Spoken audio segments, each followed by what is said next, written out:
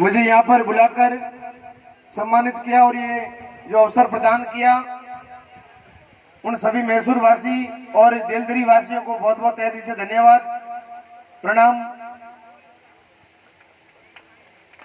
सभी देलदरी वासी जिसमें 36 कौमों ने मिलकर ये जो बीड़ा उठाया है, मैं तहे दिल से आपका धन्यवाद कहूंगा। और विशेष तौर पे आज का दिन देखिए, डायरेक्ट बिना सोचे बिना विचार किए डायरेक्ट टॉपिक पे आता हूं गौ माता की, क्योंकि आज का जो विषय है वो गौ माता का विषय है। और हम सब लोग यहाँ पर एकत्रित हुए हैं केवल गाय की रक्षा के लिए एकत्रित हुए हैं। बाकी किसी के मन में कोई स्वार्थ, कोई भावना, कोई ऐसा लालच लोभ नहीं है। क्यों है क्या? प्रभु जी गुरुदेव भगवान ने भी एक बात कही कि जाति, इनका जो कहने का तात्पर्य था कि जातिवाद छोड़ो। जैसे हमारे गौरक्षा कमांडो फोर्स का नारा है कि जातिवाद छोड़ो, हर हिंदू को जोड़ो। गौरक्षा कमांडो फोर्स ने ये मिशन बहुत पहले सोच के रखी है और छेड़ चुके। हम दलित को भी गले लगाते हैं, हम क्षत्रिय को भी गले लगाते हैं और हम ब्राह्मण को भी गले लगाते हैं। कारण केवल ये है कि इस देश के अंदर कुछ ऐसे लोग हैं, कुछ ऐसे गौद्रोही लोग हैं, कोई ऐसे देशद्रोही लोग हैं जो सनातन धर्म को मिटाने के लिए, क्योंकि दूसरा उनके पास में कोई जरिया नहीं बचा, इसलिए वो हिंदुओं को जाति में तोड़कर, बांटकर अपनी मलाई चाटने का प्रयास कर रहे हैं। इसलिए ऐसे लोगों के मुंह पर तमाचा मारने के लिए हमने ये मिशन छेड़ा कि जातिवाद छोड़ो, हर हिंदू को जोड़ो।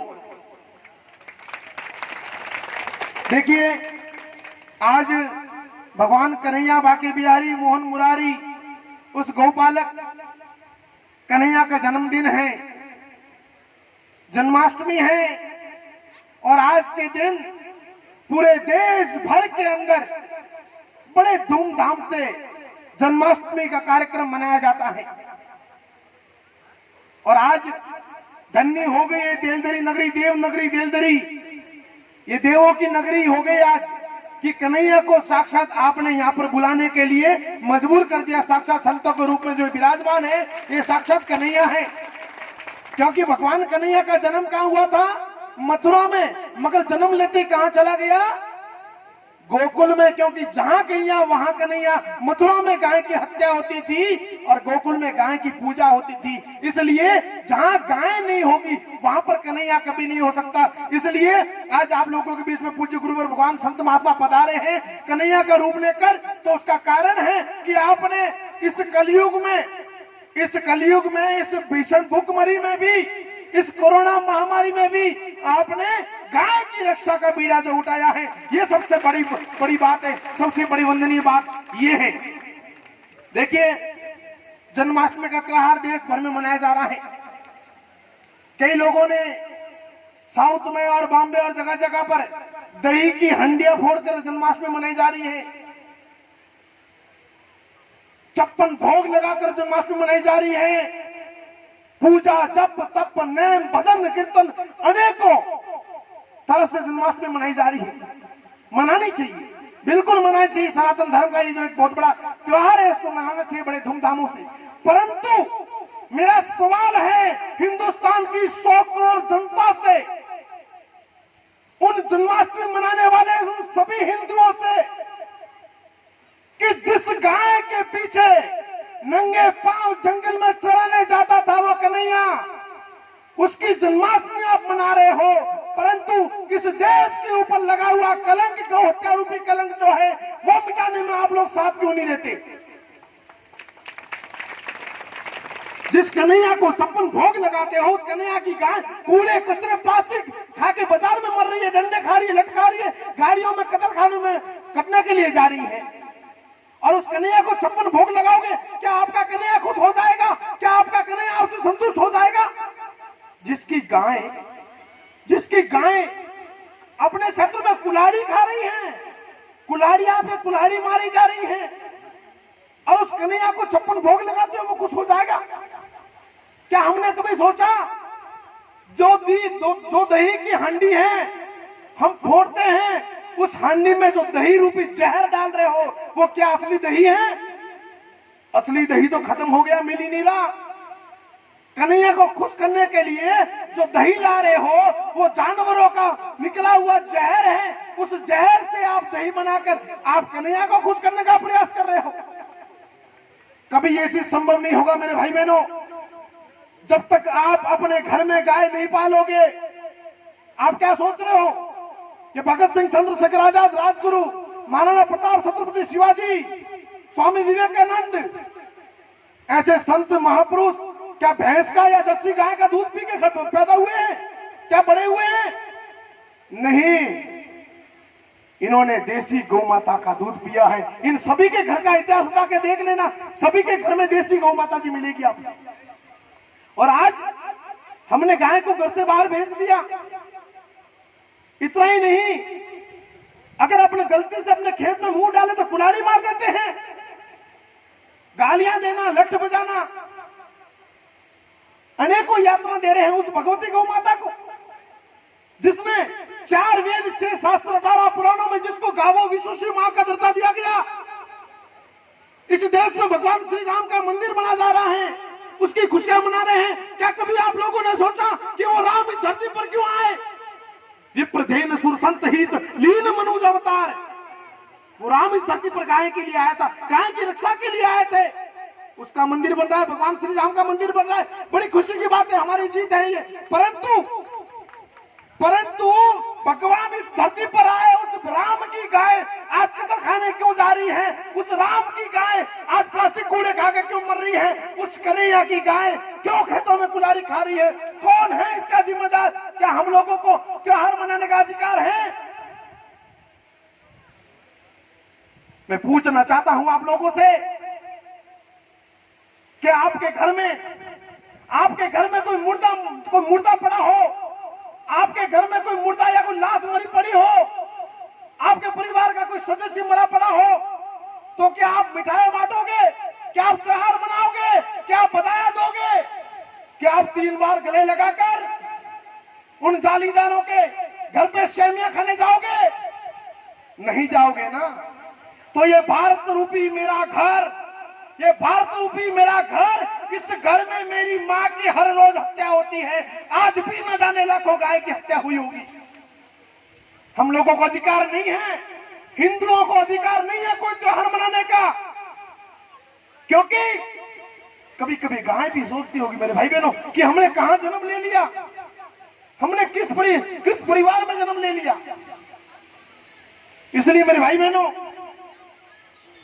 भारत रूपी पेड़ को अगर बचाना है तो सबसे पहले इस सनातन धर्म की अगर कोई जड़ है, इस भारत की कोई जड़ है, तो वह है गौ माता जी। अगर आपके गांव में, आपके शहर में, आपके बाजार में, आपके इलाके में अगर गौ माता सुरक्षित नहीं है, गाय अगर आंसू बहा रही है, गाय अगर अंडे खा रही है, तो आप लाख यात्रा तीर्थ कितना भी कर लो, कहीं पर भी जा लो, कुछ भी दान दक्षिणा चंदा कुछ भी कर लो, आपका जीवन कभी धन्य नहीं हो सकता, आप कभी सफल नहीं हो सकते, आपके जीवन में कभी तरक्की नहीं हो सकती मेरे भाई बहनों। इसलिए सबसे पहले मेरा देलदरी वासियों से निवेदन है, मैं जगह जगह पर देखता हूं गौशाला को लेकर कई लोग अनेकों विवाद खड़े कर देते हैं, कई जातिवाद घुसेड़ देते हैं, राजनीतिवाद घुसेड़ देते हैं। इसलिए मेरे भाई बहनों आपसे हाथ जोड़ के निवेदन करने आया हूं। 18 घंटे का सफर करके आया हूं, 18 घंटा कंटिन्यू, और मैंने स्वयं गाड़ी चलाई है ड्राइवर नहीं होने के कारण। मध्य प्रदेश पहुंचा था और फोन आया पीछे कि गौ माता का प्रोग्राम है, तो मध्य प्रदेश और महाराष्ट्र के बॉर्डर के खंडवा ब्रह्मपुर से आया हूं, 18 घंटा का सफर करके इसलिए आया हूं, केवल इसलिए आपके गांव में आया हूं। आज मध्य प्रदेश का कार्यक्रम जन्माष्टमी का छोड़ के केवल इसलिए आया हूं कि मेरे राजस्थान, ये वीरों की भूमि राजस्थान, ये गौरक्षकों की भूमि राजस्थान, ये सनातन रक्षकों की भूमि व राजस्थान, बलिदान की भूमि राजस्थान, और उसी राजस्थान के जालोर जिला जो प्रख्यात है वीर भूमि के नाम से, उस जालोर जिले में अगर देवनगरी देलदरी में गौ माता की गौशाला बन रही है, तो इससे बड़ा मेरे लिए कोई कार्यक्रम नहीं हो सकता, इससे बड़ा मेरे लिए कोई दिन नहीं हो सकता, इससे बड़ा मेरे लिए कोई प्रोग्राम नहीं हो सकता मेरे साथियों। इसलिए देखो, रीढ़ की हड्डी में आप लोगों को जानकारी होगी, मेरे पे हमला हुआ था महसाणा में, रीढ़ की हड्डी में 3 जगह मनके खिसके हुए हैं। आधा घंटा एक जगह बैठ नहीं सकता, उसके बावजूद भी 18 घंटा गाड़ी चला के इसलिए आया हूँ कि मेरे पीछे गौ माता की ताकत है, मुझे यहाँ तक लेके आने वाली वो भगवती गौ माता है। वरना एक आदमी हिल नहीं सकता, अपने बेड से उठ नहीं सकता जिसके मन के खिसके हो। मेडिकल रिपोर्ट पड़ी है मेरे पास में, अगर किसी को बुरा लगे तो, झूठ लगे तो। मेरा आप लोगों से निवेदन ये है मेरे भाई बहनों कि ये गौशाला बनाई है आपने, ये जो जिम्मा उठाया है, तो इसमें 36 कौम के लोग तन मन धन से इस देलदरी की गौशाला को हिंदुस्तान की नंबर 1 गौशाला में कोई कसर मत छोड़ना। और इसके लिए मैं कह रहा हूं, इसके लिए अगर एसएस टाइगर की जहां कहीं भी आपको जरूरत पड़ेगी, जहां आप कहोगे वहां खड़ा रहने के लिए मैं तैयार हूं। इस गौ माता के लिए, इस गौशाला के लिए, आपकी गौशाला के लिए जहां आप कहोगे मैं आपके लिए तैयार हूं। परंतु बस आपसे इतना निवेदन है कि गौशाला के नाम पर कोई राजनीति करना है तो उसको यहां से भगा देना, भले ऐसे टाइगर आए तो उसको भी जूता मार देना। गौशाला के नाम पर कोई जातिवाद करने के लिए आए, जातिवाद राजनीति करना है, गौशाला से बाहर करो। गौशाला में किसी को करने मत देना, वरना मेरे भाई बहनों ये गौ माता की जो अभिशाप लग जाएगा, गाय भूखी मर जाएगी और ये गाय के आंख में आंसू बहेगा तो हम सबको पाप लगेगा। यहाँ पर केवल गौ सेवा की बात हो, गौ रक्षा की बात हो और गाय गौशाला को कैसे आगे बढ़ाए, कैसे उसको विश्व रूपी गौशाला बनाए।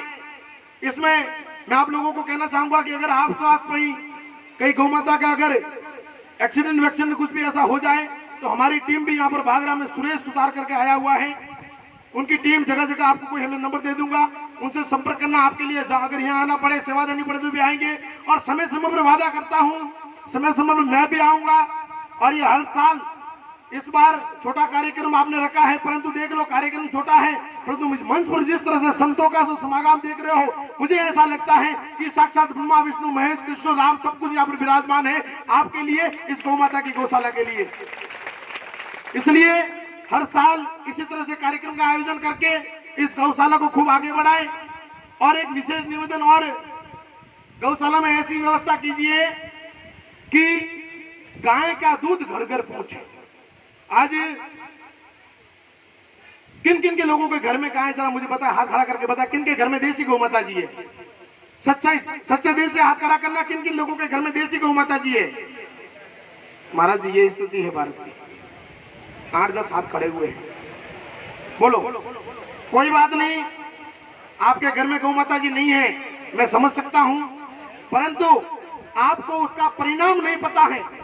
आपकी जो संतान है, जो बच्चे हैं, उनके लिए बहुत बढ़िया बात बोलने जा रहा हूं, जरा ध्यान लगा के सुनना। मेरा निवेदन है माताओं बहनों से भी, अगर मेरी आवाज माताओं बहनों तक पहुंच रही है, भाइयों तक, बुजुर्गों तक पहुंच रही है, तो इस शब्द को बड़े ध्यान से सुनना। आपके हित की बात अगर हो तो आप समर्थन करना, वरना बोलना की फालतू की बातें। गाय का बछड़ा दूध पीते ही क्या करता है? उछलने कूदने लग जाता है। गलत बात तो नहीं है। गाय का बछड़ा अगर हजारों गाय खड़ी है और उसमें उसको छोड़ दें तो सीधा कहां जाएगा? अपनी मां के पास जाएगा। और भैंस का बछड़ा अगर 10 भैंसें खड़ी है, उसमें छोड़ दो तो 9 भैंसों की लात खा के फिर उसकी मां के पास जाएगा।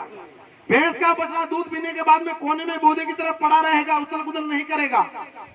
जो भैंस का बछड़ा जिस मां का सुबह दूध पिया है, शाम को उस मां को नहीं पहचान सकता, क्या उस भैंस का दूध पीने वाला, उस भैंस का दूध पीने वाला आपका बच्चा जब 18 साल का होगा और कोर्ट में जाके लव मैरिज करेगा और आप वहां पर रोओगे, तड़पोगे, तो क्या आपको पहचानेगा?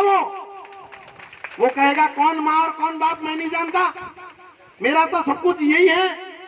वो बच्चे आज माँ बापों को इनकार करने का कारण केवल इतना है कि आपने गाय का दूध पिलाना बंद कर दिया, आपने गाय का बहिष्कार कर दिया। इसलिए अच्छा और एक बात बताओ, गाय का बच्चा जब छोटा होता है क्या बोलते हैं उसको? बसियो, बछड़ो, टुगड़ियो, नंदी, बैल, खोदो। यह भाषा है ना मारवाड़ी। मतलब जैसे जैसे गाय का बछड़ा बड़ा होता है उसका नाम अपने आप परिवर्तन होता है। ये नाम ना आपने रखा ना मैंने रखा, ये कुदरत ने रखा है, भगवान ने रखा है कि जैसे बड़ा हो रहा है उसका नाम परिवर्तन हो रहा है। और भैंस का पाड़ो पाड़ो पाड़ो पाड़ो पाड़ो, मर जाती पाड़ो, वो पाड़ा पाड़ा पाड़ी रहता है। अरे जिसके नाम में भगवान ने परिवर्तन नहीं किया, जिस भैंस के पाड़े में, उसके बछड़े के नाम में भगवान ने परिवर्तन नहीं किया, क्या उसका दूध पिलाकर आप अपने बच्चे के जीवन में परिवर्तन कर पाओगे? कर पाओगे क्या? है इस सवाल का जवाब किसी के पास नहीं है। इसलिए भली गर्म दूध गर्म पानी पिला देना एक कप सुबह सुबह, मिले तो गाय का दूध पिलाना। और मेरा निवेदन है मेरे नन्हे मुन्ने बच्चों से कि आप जिद करते हो ना घर में कि चॉकलेट खाऊंगा, बिस्कुट खाऊंगा, रोना धोना पटना झटना बर्तन तोड़ते हो, तो आज से एक जिद और शुरू करो कि घर में पीऊंगा तो देसी गाय का दूध पीऊंगा, वरना किसी का नहीं पीऊंगा। बच्चे आप लोगों भी आज से जिद करना शुरू कर दो, तभी जाके आपको कलेक्टर आईएएस एसपी बनोगे, तभी जाके आप कलेक्टर आईएएस एसपी बनोगे, कोई बड़े आदमी बनोगे, कोई विद्वान संत बनोगे। वरना दिल्ली के कन्हैया जैसे पैदा हो जाएंगे आपके बच्चे। वरना इस देश के अंदर जितने गद्दार बैठे हैं उन गद्दारों की श्रेणी में आते हुए समय नहीं लगेगा, क्योंकि इस देश का वातावरण ऐसा हो चुका है, देश का माहौल ऐसा बना हुआ है। इसलिए मेरे भाई बहनों, आप सभी से मेरा हाथ जोड़ के निवेदन है कि अगर सेवा करो तो सच्ची करनी, और गौ माता की सेवा से बढ़कर इस दुनिया में कुछ नहीं है। अगर जीव का मोक्ष अगर कहीं है तो वो गोलोक में है, और गोलोक में जाने के लिए आपको गौ माता की सेवा करनी पड़ेगी। समझ लो मेरी बात को। अगर आपको अपने जीवन में मोक्ष प्राप्त करना है तो आपको गाय की सेवा करनी पड़ेगी। अगर आपने गाय की सेवा नहीं की तो वापस कहीं न कहीं भटक के इस 84 लाख की योनियों के चक्कर में वापस कहीं के आपको आना पड़ेगा। इसलिए मेरा निवेदन है, मेरी गौ रक्षा कमांडो फोर्स और ये आपका भाई, आपका बच्चा, आपका बेटा एसएस टाइगर हमेशा आपके लिए सदैव तत्पर रहेगा, सभी 100 करोड़ हिंदुओं के लिए। मैं कल परसों के दिन एक अच्छा कार्य करके भी आया हूं, आपने देखा होगा। परसों मेरे गुरुदेव का जन्मदिन था और उस दिन 4 ईसाई परिवार जो पहले आदिवासी थे, उसके बाद में उनको जबरदस्ती सनातन धर्म से भटकाकर ईसाई धर्म वाले ले गए। और कल उनके घर पे, हालांकि मुझे पूजा पाठ कुछ भी नहीं आता है, मैं तो संतों के शरण में रहता हूँ, थोड़ा बहुत सीख लिया बोलना, बाकी मेरे भाई बहनों 7वीं पास हूँ, ज्यादा पढ़ा लिखा भी नहीं हूँ, और कोई अमीर घर में पैदा नहीं हुआ, गरीब परिवार में पैदा हुआ हूँ। परंतु संतों की इतनी कृपा है, इतना आशीर्वाद है कि उन चारों परिवारों को कल उनके घर में पूजा पाठ धूमधाम से करके घर में भगवान श्री राम की मूर्ति बिठाकर उनको हिंदू बना के वापस आया हूँ। और सभी लोगों ने, आज मैंने फोन किया उनको, मैंने कहा आज कृष्ण जन्माष्टमी है, पता है? बोले सर पता नहीं है। तो मैंने कहा पूजा करो। तो पहले गौ माता को लाया घर में, गाय को खाना खिलाया, गाय की आरती उतारी, गाय की पूजा करी, और घर में कन्हैया को भोग लगाया, और भगवान श्री राम और गणपति महाराज, लक्ष्मी माता सबकी पूजा करके मेरे को उन्होंने सुनाया आज। तो ये जो कार्य के लिए मैं निकला हूँ, जिस मिशन के लिए संत महाराज के आशीर्वाद से, गुरु महाराज के आशीर्वाद से और मेरे माता पिता के आशीर्वाद से जिस मिशन को लेकर निकला हूँ, और मैं हमेशा कड़वी बात, सच्ची बात बोलता हूँ। कई लोगों को बुरा लगता है, भले बुरा लगे तो कोई बात नहीं, मुझे कोई फर्क नहीं पड़ता, क्योंकि मुझे कोई राजनीति करनी नहीं है, मुझे तो गौ की सेवा करनी है, सनातन धर्म की रक्षा करनी है। इसलिए मुझे बच्चे बुरे से मुझे कोई मतलब नहीं है। परंतु जो सच्ची बात है, सत्य बात रहती है, वो बोलने में मुझे कोई हिचक नहीं रहेगी हमेशा, और मैं सदैव आप सभी के लिए तैयार रहूंगा। संत महाराज, गुरु महाराज विराजमान है। बाबू जी, मैं ज्यादा कुछ नहीं बोलते हुए अपनी वाणों को यही विराम दूंगा, और अंत में गौ रक्षा कमांडो फोर्स के 4 नारे आपको बताकर आपको बताना चाहेंगे कि हम लोग क्या करते हैं। जरा सा खाली नारों के माध्यम से आप समझ सकते हो कि पहला नारा, इस देश में गौ रक्षा के लिए कोई कानून नहीं है, गौ हत्यारों के लिए कोई कानून नहीं है। गौ रक्षकों पर हमला हो जाता है, कोई कार्रवाई नहीं होती, परंतु अगर किसी कसाई को, किसी गौ हत्यारे को अगर कोई गौ रक्षक मार दे तो उनके ऊपर कार्रवाई होती है, उनको जेल भेजा जाता है। इसलिए हमने एक नारा बनाया कि गौ काटने वालों के कितने लोगों को पता है, कितने लोगों को पता है हमारा नारा? गौ काटने वालों के हाथ काट दो सालों के। ये शब्द मंच पर नहीं बोलना चाहिए, परंतु हमारा ये देश का माहौल ऐसा है, इसलिए हमें बोलना जरूरी हो गया कि गौ काटने वालों के हाथ काट दो सालों के। क्योंकि जो हमारी माँ को काटेगा, हमारी गौ माता को काटेगा, तो क्या हम सरकार से परमिशन लेने जाएंगे कि हमें परमिशन दो, हमारी माँ काटी जा रही है, हमारी बहन का बलात्कार हो रहा है, हमारी माँ की इज्जत लूट रही है, क्या परमिशन लेने जाओगे? नहीं, उस हत्यारे को, उस दरिंद्रे को उसी जगह उस धरती में डाल देना चाहिए, वहीं पर मार देना चाहिए। जो अपने धर्म पर, जो अपनी गौ माता पर, जो अपनी बहन बेटी पर अगर कोई बुरी नजर डाले उस व्यक्ति को। नंबर 2, दूसरा मैंने भी बोला कि देश का माहौल का लेकर, जातिवाद का लेकर हमने कहा कि जातिवाद छोड़ो, हर हिंदू को जोड़ो। नंबर 3, देश के अंदर हिंदू बहन बेटियों को, अभी तक 134 लड़कियों को मैं उन जिहादियों के घर से बचाकर वापस लेके आ चुका हूं। 134 का रिकॉर्ड मेरे पास है। 134 जो लव जिहाद में हिंदू लड़कियों को वो जो सुअरजादे जो लेके जाते हैं, वो बड़े के पैजामे, छोटे के कुर्ते, छोटे के पैजामे, बड़े के कुर्ते पहन कर जो घूम रहे हैं, जिनका न धर्म है, न जाति है, न पाति है, वो लोग, उन लोगों ने एक लव जिहाद के माध्यम से बहुत बड़ा एक एजेंडा फैला रखा है, जिसे हमारी हिंदू बहनों को कवर करके उनका धर्मांतर करना, उनको जबरदस्ती निकाह करना और उनको उनके धर्म में ले जाना। ऐसे लोगों के लिए एक नारा बनाया, क्योंकि देश में कानून है नहीं। हमने लिखित में प्रधानमंत्री जी को सब कुछ दे दिया, मैंने कहा श्रीमान जी कानून बनाओ, कानून बनाओ। कानून नहीं बना, तब जाके हमने बनाया कि लव जिहाद रोको, जहां देखो वहीं ठोको। लव जिहाद रोको, जहां देखो वहीं ठोको। कारण है कि भाई कब तक हाथ जोड़ेंगे यार? क्या हाथ जोड़ के हमारे पूर्वजों ने राज जीता है? क्या हाथ जोड़ के किसी ने भी, हमारे जो पूर्वज राजा महाराजा थे, हाथ जोड़ के उन्होंने राजपाट जीता है क्या? क्या हाथ जोड़ के किसी ने अपनी बहन बेटी की इज्जत बचा चुका है? कोई बचाया है किसी ने हिंदुस्तान के इतिहास में? मुझे बताओ, नहीं है। तो हमें ये पूपन करना किसने सिखाया? कौन था वो व्यक्ति जिसने हमें ये खाली अहिंसा का पाठ पढ़ा दिया, पीछे की लाइन हम लोगों को भुला दिया? अहिंसा परमो धर्मो, हिंसा तो तदे, तो ये कौन बताएगा हमें? इसलिए हमने ये बनाया कि लव जिहाद रोको, जहां देखो वहीं ठोको। कोई केस नहीं, कोई कानून नहीं, कोई किसी को बुलाने की आवश्यकता नहीं है। हमारी बहन बेटी अगर स्कूल जा रही है, कॉलेज जा रही है, हमारी बहन बेटी मंदिर जा रही है, अगर कोई जिहादी, कोई जालीदार उसको अगर छेड़ेगा, तो क्या हम पहले पुलिस स्टेशन जाएंगे?